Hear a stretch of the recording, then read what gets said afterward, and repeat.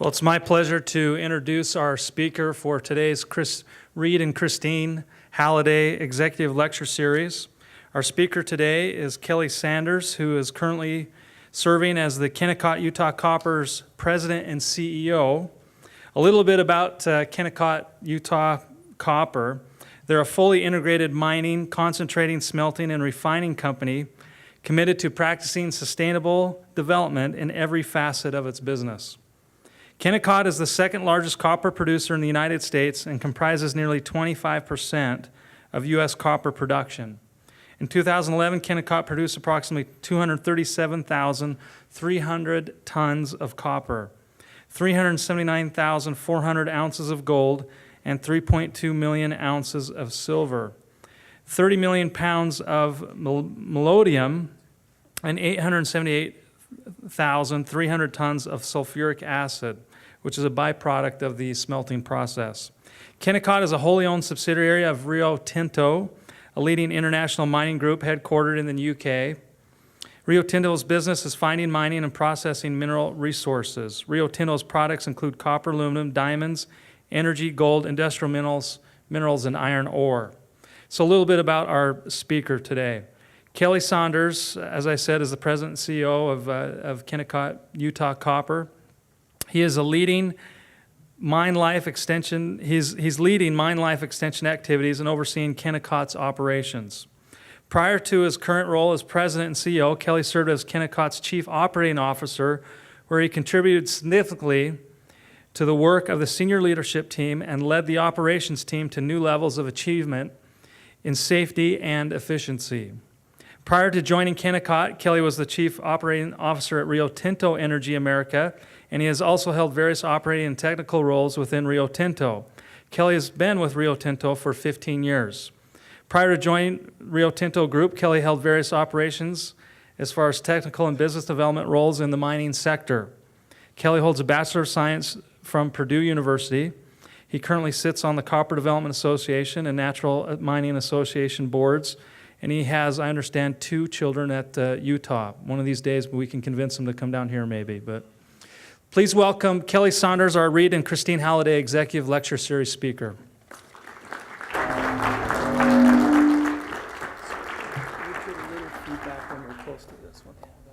So can you hear me?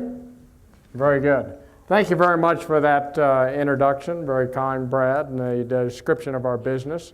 That encompasses most of my presentation. Okay?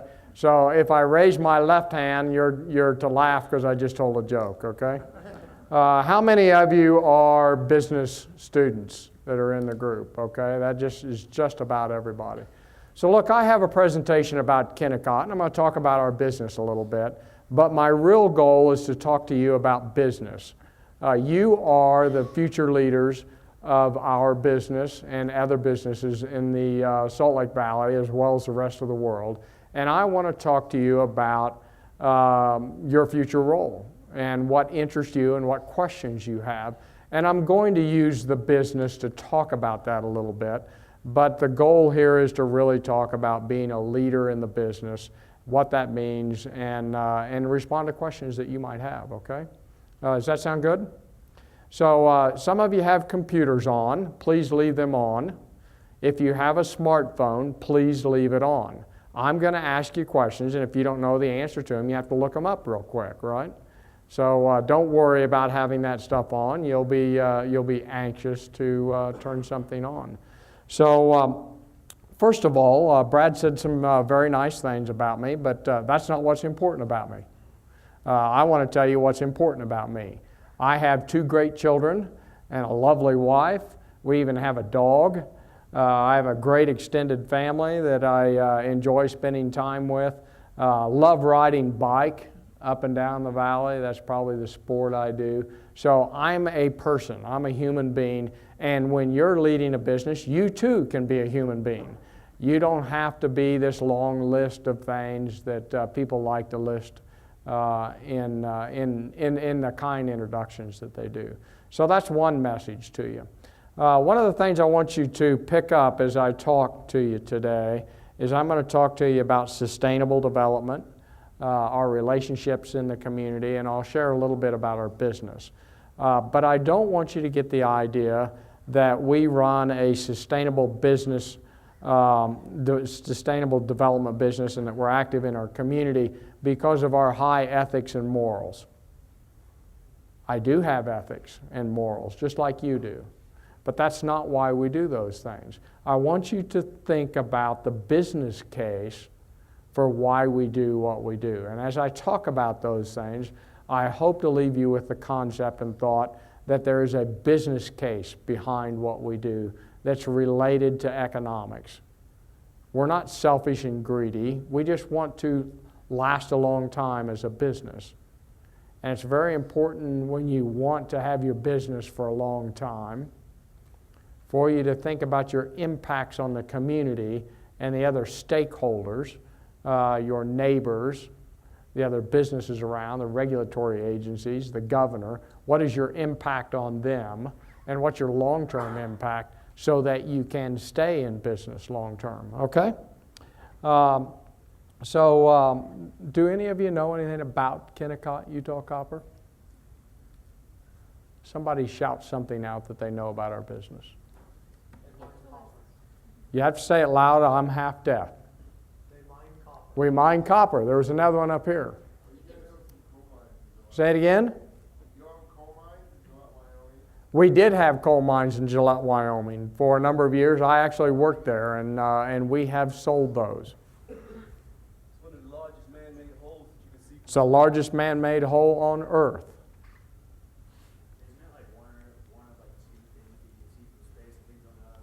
Loud enough so everybody can hear you. Exactly. Exactly. Yes? Turn on this number 4 for me, please. Say that again.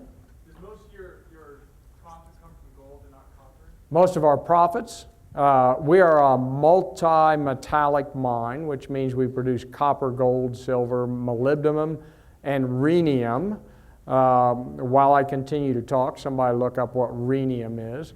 And our profits mostly come from copper.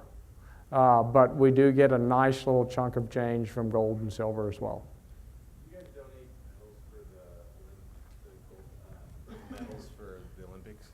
She's going to make you use that mic so I can hear you. Sorry about that. I heard that you guys donated for the medals used for the Olympic gold medals. We did. We donated all of the medals for the last Olympics as well as the 2002 Winter Olympics that were held in Salt Lake. So because we produce gold, silver, and copper, we're able to produce them for all 3 medals. Yes.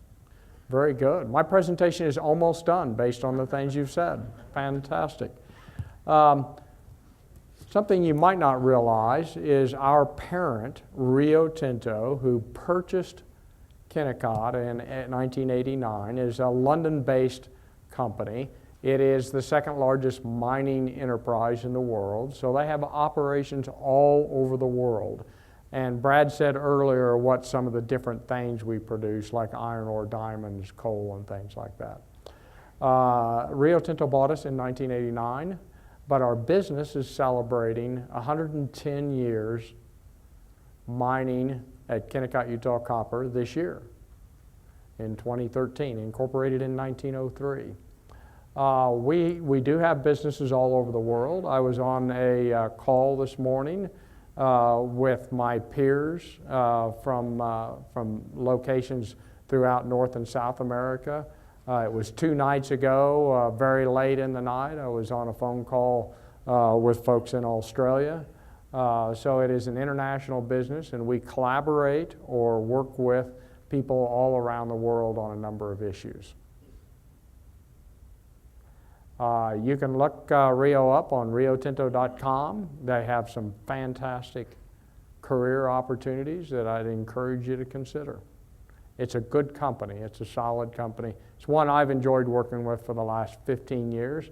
I've been in business now for, this is my 33rd year in the mining business. And I would say without any question that being part of Rio has been a highlight of my career and has been the favorite company I have worked for. And you might ask, well, why is that? the way they run their business, how they treat their employees, the importance of the community around them line up or align with the things that I think are important to me. And so there's a good match, a good win-win there. Next slide. So we've been in business for 109, going to celebrate our 110th year this year. I have met a lot of people in the community that know more about the business than I do because we've been here so long. We have some history of Kennecott movies that were on TV several years ago and have had a huge impact in the community for several years. Kennecott is the largest private economic engine in the Salt Lake Valley, historically. So if you put together the 110 years of being in the business, we are the largest economic driver in the Salt Lake Valley. We remain a fairly large economic driver. If you look up in Rio Tinto's annual reports, you can actually decipher what our earnings are. I can't talk about 2012 earnings because they haven't been announced yet, but if you look at the 3 prior years, you would see that we earn over $1 billion a year in earnings. We also spend about $1.2 to $1.4 billion a year. Most of that is spent here in the Salt Lake Valley. And how do we spend that money? About $270 million a year on payroll. Taxes, we spend a significant amount of money. I've forgotten that number. We buy about $750 to $800 million of goods and services out of the Salt Lake Valley. So that can be diesel fuel, to contract labor that's building a building for us, to steel. Peterson's is a company on the in the north part of the valley that does a lot of construction work for us. Brahma, Fluor are all companies that are here in the Salt Lake Valley that do engineering services or construction services for us. So a significant amount of our expenditure stays in the state. And then if you said that, well, how about the region, you'd probably have the rest of our expenditures. We do buy a few things from other locations, like the large tires that run on our trucks cost $25,000 to $30,000 a tire, depending on the size, and those are mostly made in South Carolina, actually, with Michelin and Bridgestone in the Midwest. Some of our trucks come out of Illinois, our large haul trucks and the like. P&H makes our large shovels, and they come out of Milwaukee. So the economic engine that we have here in the Salt Lake Valley, while it benefits locally, it also benefits the U.S. as well. So Brad went through the metals. I've repeated them. What is rhenium? Please. It's one of the rarest metals, and it's mainly used to make jet engine parts. Right. So it goes into superalloys that are under high heat applications. Our mine produces 20% of the world's rhenium. And it's a metal that's of very high interest to the military because of its properties and its use in high heat applications. So what's copper used for? Okay, it conducts electricity. It's like the best conductor that there is, right? What else is it used for? Hey? Water pipes. Water pipes, yep. Anything else? Say it again. Pennies, yep, yep. Who's got their cell phone out, ready to answer a question? Okay, is there any copper in it? Right, copper and silver and gold probably in it, as well as your computer. Our energy is transferred to us through copper and sometimes aluminum. What are the green energies that are your favorite energies? Solar? Any others? Wind? Okay. Tell me what form of energy that transfers to us through copper uses the greatest amount of copper per megawatt produced? Hydro? Not a bad answer, but wrong. Anybody else? Better to be wrong than silent. Solar is second. Wind is number one.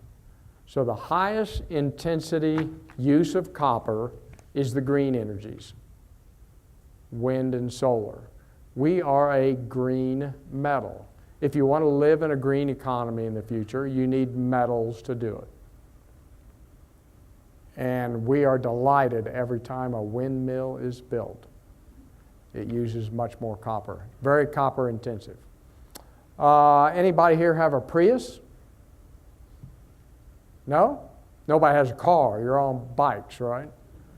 So a Prius or a new environmentally friendly, high gas mileage or electric car uses about 3 times the amount of copper as a car that was produced when Brad first learned how to drive, right?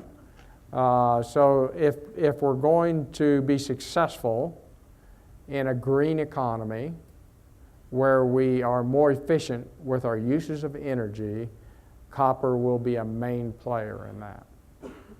Most people don't realize that. They think about it for its uses conducting electricity and moving water through pipes, or used for roofing or ornamental things, lots of bronze statues and the like.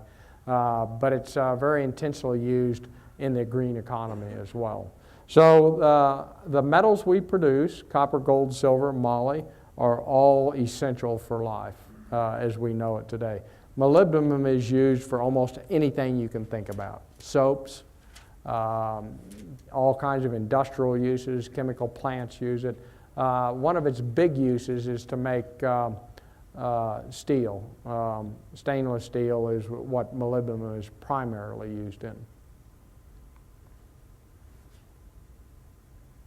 Very good. So sustainable development meets present needs without compromising needs of the future. What's SD mean to you? I need some help here. What do you think sustainable development really means?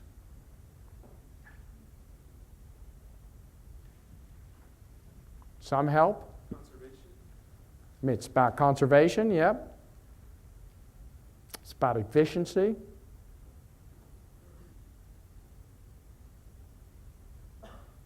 It's a term that means a lot of different things to a lot of different people.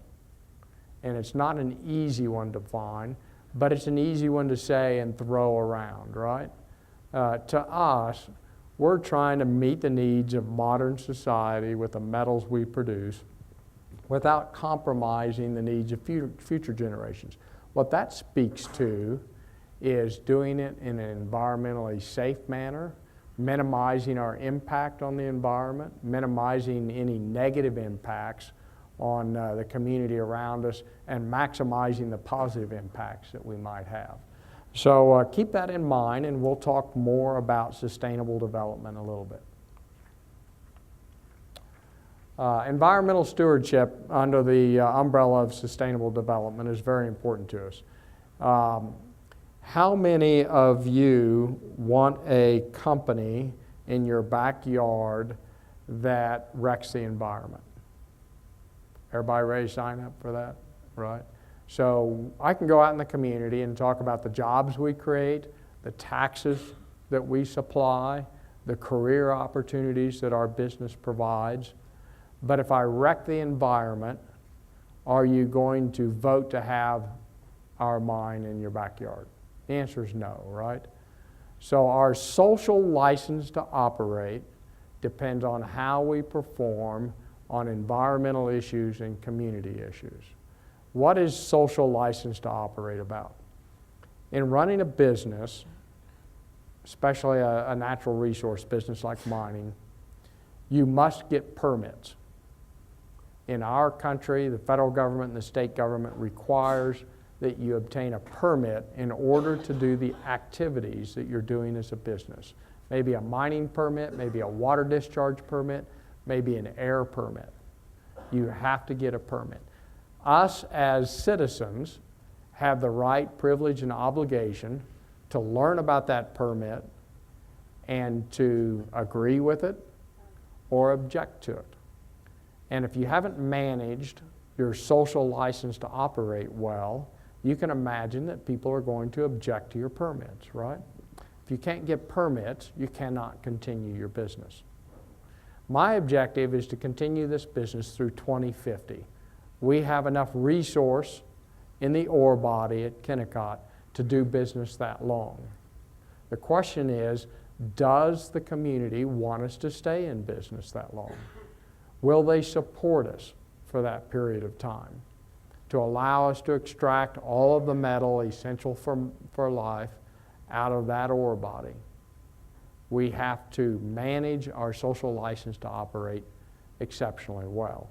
So you see where I'm getting back to, it may line up with my morals and ethics to manage the environment well, but there's a business case for it. It's the long-term business case, not the short-term. So in the short term, a business can get away with a number of things, but in the long term, society will not accept performance that doesn't meet their expectations. One of the real interesting things that you're going to see in your career, as it spans the 30 or 40 years that it will, is that society's expectations change. They change over a long period of time. So a business that's been there for 100 years may have very different expectations today than what it had 50 years ago or 75 years ago. You saw that was something called the Clean Air Act in the early 70s was passed. Prior to that, the expectations about clean air were much different. The science was different. Our understanding as society was different. And as the science grew and we learned more, we decided that, hey, I think industry should manage this issue differently than what it does. Let's pass a law that requires them to do that. And I'm sure as we go on in our careers and as you enter your career, you will find that society's expectations change as well. So you have to think ahead of that. Most of my work is planning for 20 years from now. So I'm thinking about what are the expectations of the community that I'm in going to be in 20 years? And what is society's expectations going to be? What is the federal government's laws going to be like in 20 years on air and water and reclamation? And what do I need to do today to be prepared for that? Those are pretty hard questions and pretty good challenges, but a lot of fun as well. In our business, we have reclaimed or cleaned up to the tune of about $350 million historic mining issues. They're not ours. We didn't do them. But our industry did. And so in the area that we're working, we saw it as an obligation to clean up those things so that we can maintain our social license to operate long term. We're also in the process of cleaning up a water plume contamination of groundwater, and we've spent about $100 million so far on that, again, for the same reasons. Will the community and society want us to continue our business if we leave these problems behind, even though they weren't started by our business? Questions that you'll have to face. You see the mine in the background. In the foreground here, what you see is the inversion. So anybody here ski? Alta? Snowbird? So when you drive down the canyon or Big Cottonwood, coming back in from a day of skiing, you see the inversion, right? This ugly muck that sits down in the valley, in the Salt Lake Valley in the wintertime. If, when you're driving down, you'll look across the top of that inversion, you will see our mine. What is an inversion? Still got your cell phones or computers? Maybe you know. We got a meteorologist in the room. What's an inversion? When the cold air gets trapped underneath The cold air gets trapped underneath the warm air, and it holds in pollution as well as cold air, right? It holds in all the pollution from my car. It holds in the pollution from industry. It holds in pollution from small businesses like dry cleaners and restaurants and things like that. You can see the mine above the inversion. How much emissions from our mine impact the inversion? Simple question. The mine sits above the inversion. There is no impact. Zero. There is zero impact because the emissions that we do create are outside the inversion. Now I'm talking about inversion time, winter time, when the emissions are pretty difficult to deal with, right? If I had a picture up here of our smelter, I don't think it's in the presentation, is it? You would see that our smelter has a stack, right? Now, in 1995, Rio Tinto spent $800 million to modernize the smelter. It is today the cleanest burning smelter in the world. We capture 99.9% of all emissions from our smelter. And we've even made a profit at doing that, because much of the emissions were sulfur. We produce a weak sulfuric acid from that, and we sell it into the agricultural and chemical business. So our smelter is very clean. But historically, somebody built a stack beside it so that the pollution that did exist would go up the stack. And if I had a picture of it up here, it is above the inversion. The engineers designed it so that the emissions that came out of the stack would be above the inversion, so it wouldn't be a wintertime problem. So again, zero emissions from our smelter impact the inversion. So you're living down here in this inversion. Do any of you live north in the Salt Lake Valley at all? Yeah? So you live in the inversion. You have to enjoy the smoke every day, right? Or the haze or whatever. Is what I just told you make any difference? I just told you I don't have anything to do with it, right? Does that really make a difference? You still hate it, don't you? You hate the brown haze that exists there. You hate the inversion. The reality is, in society, all the great things that I've done to minimize my emissions don't make a difference. They don't make a difference to your license to operate. They do a little bit, but they really make a difference when you go outside your fence and do something to help society solve the problems that they have. And then they'll listen to you about, you know, my mine's actually above the inversion and my smelter is actually above the inversion. If I'm out in the community doing something to help the community solve this problem. So as an example, it might be grants that help others reduce emissions. It might be education. We started an idle-free program in our business. We have now saved $8 million. We've gone from about a 50% idling of our equipment to 11%. We've saved about 25,000 tons of emissions and about $8 million. And we're using that money to help the community outside of our fence. We have now been to 100 businesses, including government agencies, to share with them how we set up our idle-free program, what our successes and failures were, so they don't have to go through the same learning curve that we did. And it's having a big impact in the Salt Lake Valley in terms of helping others understand how they too can save money, improve the environment by going idle-free in their fleets. Our fleet's 457 light vehicles. Our fleet's a small fleet compared to many. State government is, I think, like 8 times that size or something. And when you look at city governments and UPS and all those, much larger fleets, and we're taking our learnings out and helping them. Once we started doing that, the community at large was much more willing to listen to our story about what are our real impacts and what are we doing. The governor of the state of Utah, Governor Herbert, put together a plan to get to 20% alternative energy sources by the year 2020. Is that right? Got that fact right? We are currently at 15%. We're going to beat the rest of the state to that level. We've put together 3 combined heat and power systems. We're looking at a number of ways to improve efficiency in our business as well. And we're looking for how we're going to get to that next 5%. And we're sharing those things with other industries in the valley so that they too can participate in this.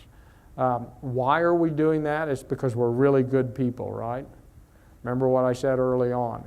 It's about maintaining your right to be in business and having society want you to be there, called your social license to operate, so that you can get the permits you need, so that when you make investments, Rio Tinto's invested $2 billion in this business, in this state, since 1989 when it bought the business. I now have approval to spend about $1.8 billion more over the next 3 to 5 years. It's big money. It's going to take 20 years to pay it all off. If I lose my right to mine, I lose my business case, right? So that's why it's important for you to think about why you do the things you do. Excellent that they align with what I believe in and what I think is important to me. More important is there's a solid business case for what you do.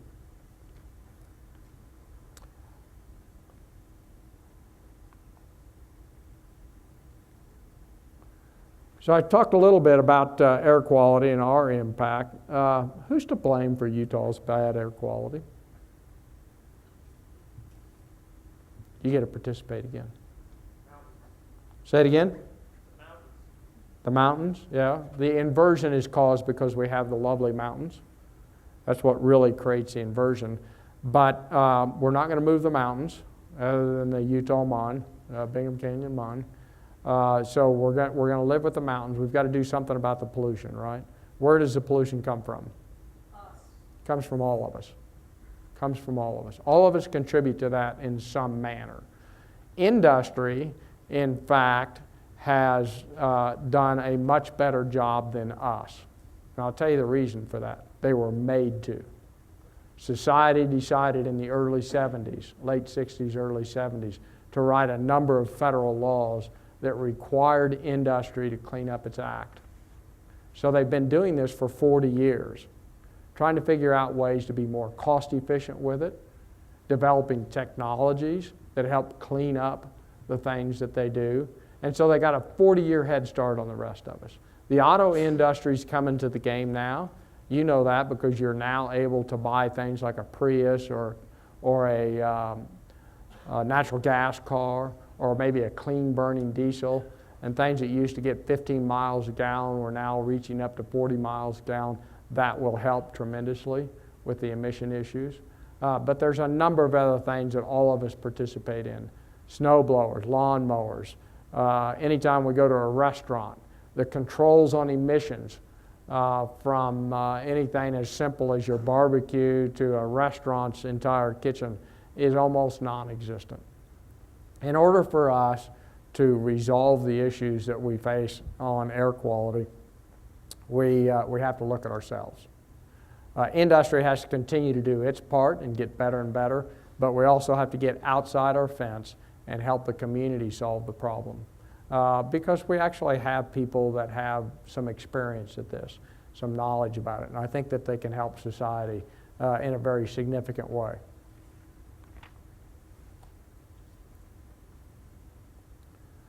Our annual emissions of PM 2.5 and precursors are currently at about 5.8% if you look at the entire emissions over an annual period. If you just look at the wintertime emissions, we're about 3.8% of the emissions. And I've told you our 2 major sources of emissions are above the inversion. The reason we're only 3.8% in the wintertime is we actually shut our power plant off in the wintertime because of the historical emissions that take place. We agreed to do that some years ago. So from the 1st of November for 4 months, our power plant doesn't run. So if you look at improving air quality and the total emissions that are in the non-attainment area. Now, for those of you that are not in the regulatory business, non-attainment basically means you don't meet the federal standards for air emissions. So if you looked at, of the 100% that exist out there, about 57% of those emissions come from area sources. Area sources can be the restaurants that I talked about, can be farming. The mobile sources represent about 29% of that, and the mobile sources, you quite easily understand what those are. Point sources is what industry is. The reason they call those point sources is all industry requires permits. Permits require a point source to be monitored and regulated. That represents about 13% of the total emissions. So if we wipe out industry and eliminate all emissions from industry, either they perfect their operation or we close it down, we have a significant air quality issue. If you just think about the growth of our community, it's supposed to double in the next 20 years. Emissions are only going to get much, much worse, right? And the reason they're going to get much worse is because where the emissions are coming from and how good the controls are on those areas. Kennecott's portion of that is about 5.8%, as I mentioned already.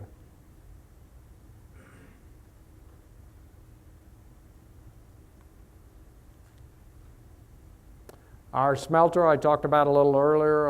I described the stack to you and the capture of those emissions since '95 when the facility was modernized is above that inversion. I spoke a little bit about our idle-free program. I wanted to mention a couple other things, and this is something that as a leader of an organization you have to listen very tentatively or very attentively to the society or the stakeholders in your community. Why did we start an idle-free program? Anybody got an idea? Probably we wanted that $8 million savings, right? Somebody take a guess. Why did we start an idle-free program? To reduce the emissions that you were putting into the environment. I wish we had it. We weren't that smart. That's a great idea. Anybody else? Huh? Save fuel. Save fuel. I wish we had it. That's exactly what happened. We weren't that smart. I mean, this business, I don't know how long light vehicles have been around, but the business has been around for 100 years. Light vehicles have been around for a long time. Why? Say it again? I'm sorry, I can't hear you. Is there a law that came out? No, no law came out forcing you to idle. You keep locking your keys in the trucks? Nope. The reason we decided to start an idle-free program is the Utah Cities for Clean Air put a challenge out because of the air quality issue to everyone, you included, to go idle-free because they realized that idling put a lot of emissions in the air. Most of our vehicles idle 50% of the time they run, they are idling, not moving you anywhere. Think about the stop signs and stop lights. And if you're somebody who goes to a fast food drive-through or something like that. We did it because we were challenged by society to. And we had some people in the business that were very attentive to what Utah Clean Air was talking about. And they said, you know this idle-free challenge they put out? I think we can win. I think we can win the award. We win the award first 3 years in a row, I think, and then they told us to quit submitting our application. They wanted somebody else to win it. It was something that our employees could get behind and support. They were excited about contributing, and it gave us a platform to say, we can do this, and we can demonstrate to other people how we can do it. Then after we were successful with it for 3 years, and we've now saved $8 million, we decided to go outside our fence and share it with everybody else. Why did we do that? To gain more of your social license to operate. That would have been a great idea. I wish I'd have been that smart. because that's really why we ended up doing it, but that's not why we started it. Anybody else? Why would we do that? Yeah, that's a great reason. Remember why we did the idle-free program in the first place? Because somebody challenged us to do it, right?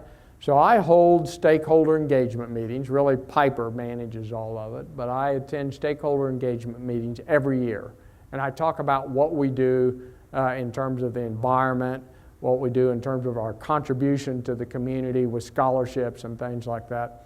And I was telling them about, hey, we won the idle-free program. Utah Clean Cities challenged us, and we got a lot of bright people. We won the award 3 years in a row. We've saved X amount of dollars. And one of the individuals attending as a stakeholder, a very lovely lady who I've continued to listen to very intently, said, well, that's really good for you, but why don't you go outside your fence and help the community do the same thing? So again, we had to be challenged. We're getting a little smarter about thinking about how we can do things before we're challenged. But I shared those two stories with you because as leaders of our businesses for the next 30 years, I want to encourage you to think about listening to the stakeholders and the challenges that they provide you actually create opportunities for you to do the things that you want to do in your strategy, like maintain your social license to operate, do the right things in terms of the environment. Many of the things we do can come from challenges from your stakeholders rather than laws that are out there, which allow you to get out ahead of what the changing expectations of society might be.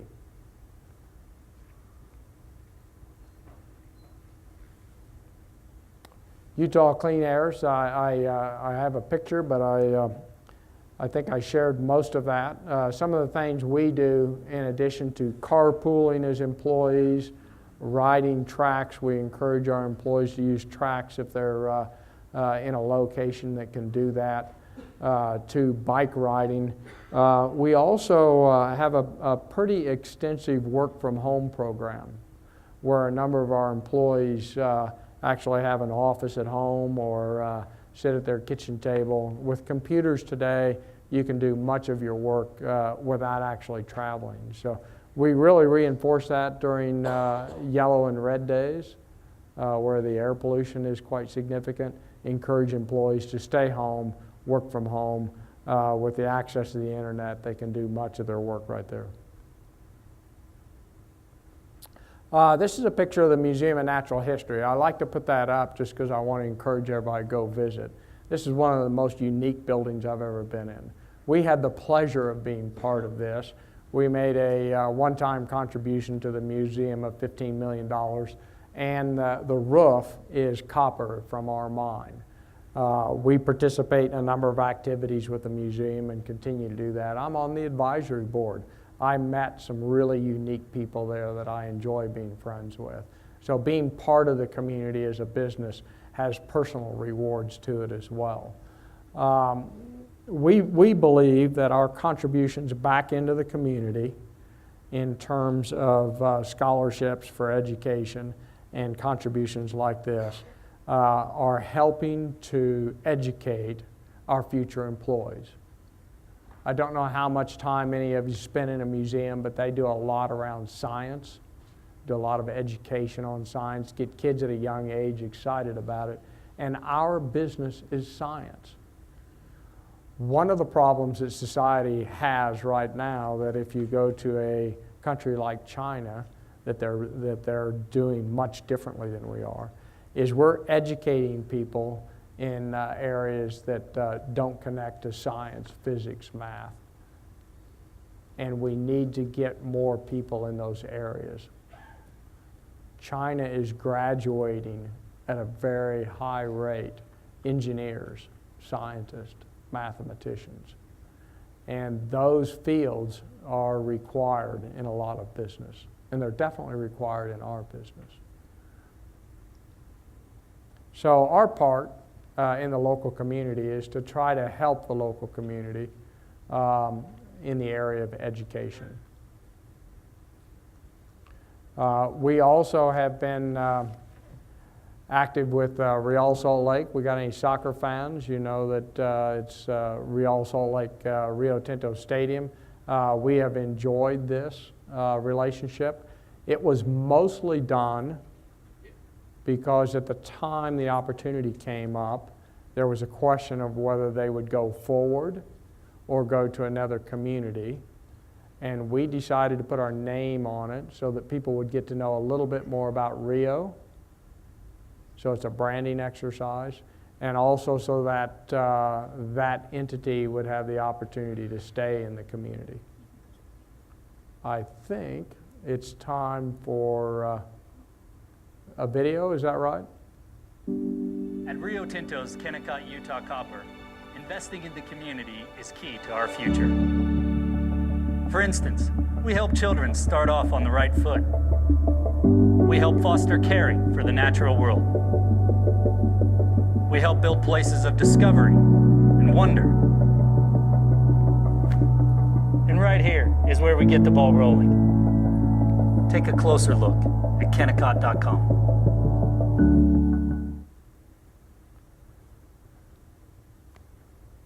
So what I want you to take away from that, that little video is it's important for us to open the doors of our business so that the community knows who we are.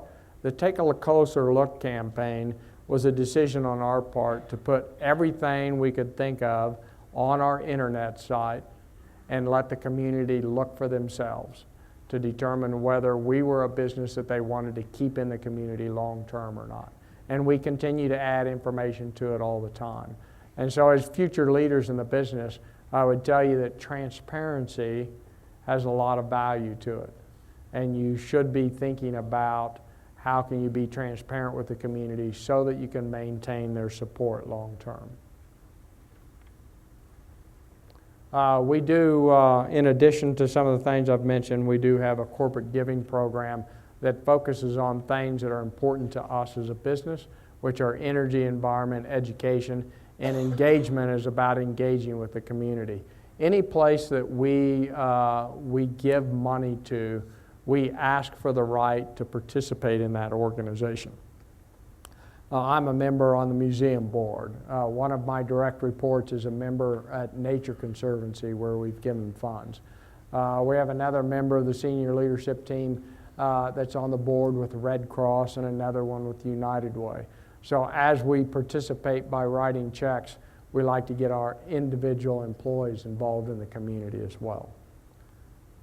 I think with this slide, I'm going to just mention the visitor center and then stop. If you haven't been up to see the mine, I encourage you to go do that. In the summertime, from April through October, we have a visitor center that we invite the community to come and see the operation.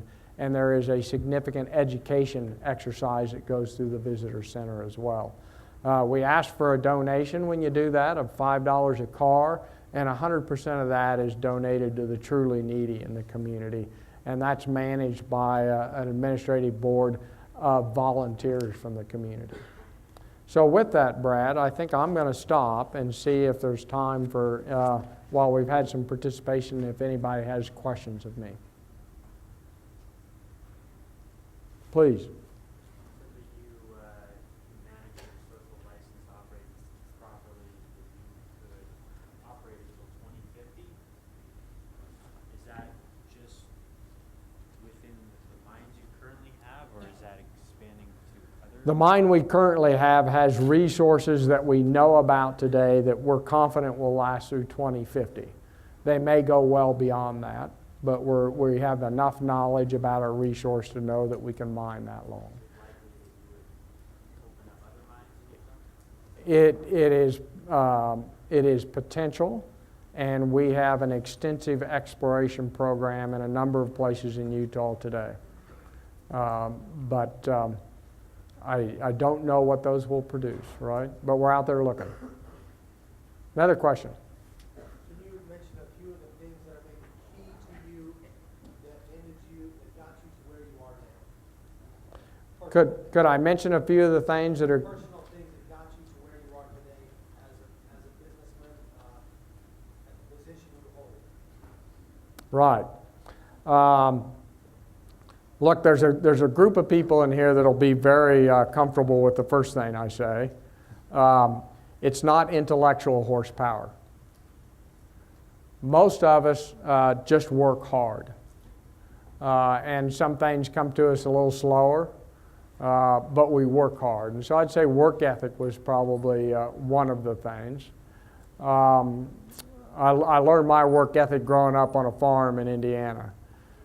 Probably a second thing is I had opportunities very early in my career. I studied agronomy in school. I'm a pig farmer, right? So I had opportunities to get into the mining business through doing reclamation work or rehab work.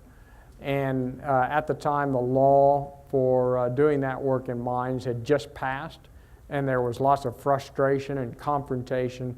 And so I got to deal with a lot of people, lawyers, regulators, landowners, all kinds of people. And I think developing people skills was probably, early in my career, one of the best things, best opportunities I had that allowed me career opportunities in the future. So there's a couple of things. Another question? I think We're done? yeah, Okay. You can kind of hear the rustling. Time to Yep. go to the next class. But if you have some questions you'd like to talk to Kelly about, please come down. I'm sure he'll be able to spend a couple minutes. And then I do believe we still have we have one or two slots left for lunch. You can talk to Whitney about that. But we've got a gift for Mr. Kelly Sanders. Let's give him a round of applause. Appreciate his attendance today.